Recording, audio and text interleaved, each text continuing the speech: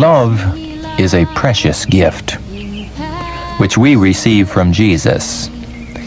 Pure and holy affection is not a feeling, but a principle. Those who are actuated by true love are neither unreasonable nor blind.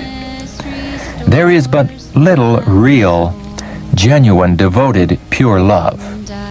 This precious article is very rare. Passion is termed love. True love is a high and holy principle, altogether different in character from that love which is awakened by impulse and which suddenly dies when severely tested. Love is a plant of heavenly growth, and it must be fostered and nourished. Affectionate hearts, truthful, loving words will make happy families and exert an elevating influence upon all who come within the sphere of their influence. Love is not unreasonable. It is not blind. It is pure and holy. But the passion of the natural heart is another thing altogether.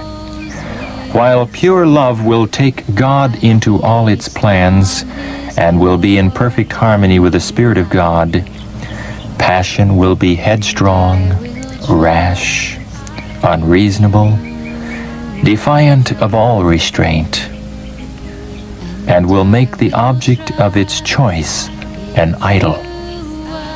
In all the deportment of one who possesses true love, the grace of God will be shown.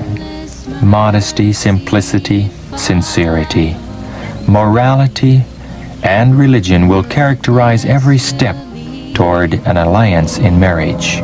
Those who are thus controlled will not be absorbed in each other's society at a loss of interest in the prayer meeting and the religious service.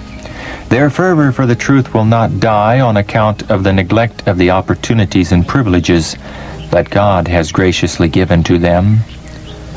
That love which has no better foundation than mere sensual gratification will be headstrong, blind, and uncontrollable. Honor, truth, and every noble, elevated power of the mind are brought under the slavery of passions.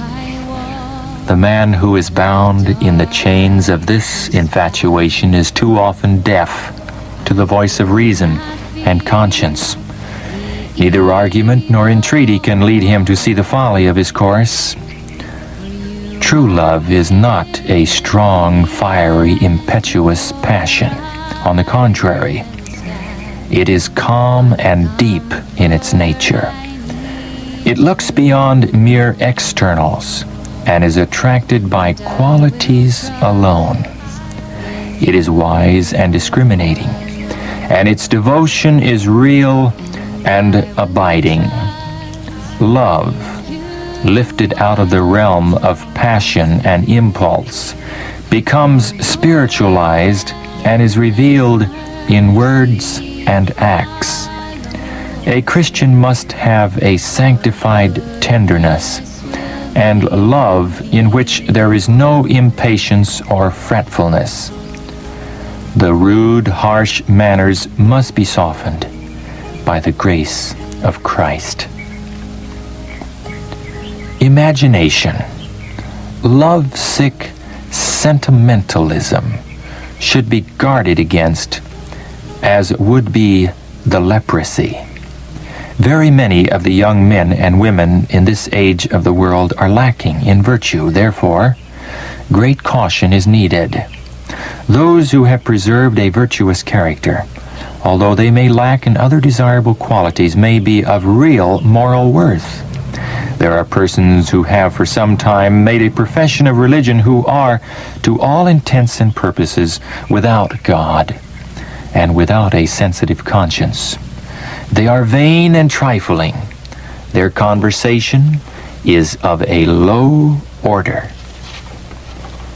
Courtship and marriage occupy the mind to the exclusion of higher and nobler thoughts. The young are bewitched with a mania for courtship and marriage. Lovesick sentimentalism prevails. Great vigilance and tact are needed to guard the youth from these wrong influences.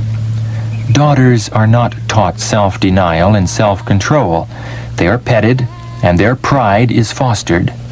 They are allowed to have their own way until they become headstrong and self-willed, and you are put to your wits' end to know what course to pursue to save them from ruin. Satan is leading them on to be a proverb in the mouth of unbelievers because of their boldness, their lack of reserve and womanly modesty. The young boys are likewise left to have their own way. They have scarcely entered their teens before they are by the side of little girls of their own age, accompanying them home and making love to them. And the parents are so completely in bondage through their own indolence and mistaken love for their children that they dare not pursue a decided course to make a change and restrain their too fast children in this fast age. Counsel to a romantic, lovesick girl. You have fallen into the sad error which is so prevalent in this degenerate age, especially with women. You are too fond of the other sex. You love their society. Your attention to them is flattering, and you encourage or permit a familiarity which does not always accord with the exhortation of the apostle to abstain from all appearance of evil. Turn your mind away from romantic projects. You mingle with your religion a romantic lovesick sentimentalism, which does not elevate but only lowers. It is not yourself alone who is affected. Others are injured by your example and influence. Daydreaming and romantic castle building have unfitted you for usefulness. You have lived in an imaginary world.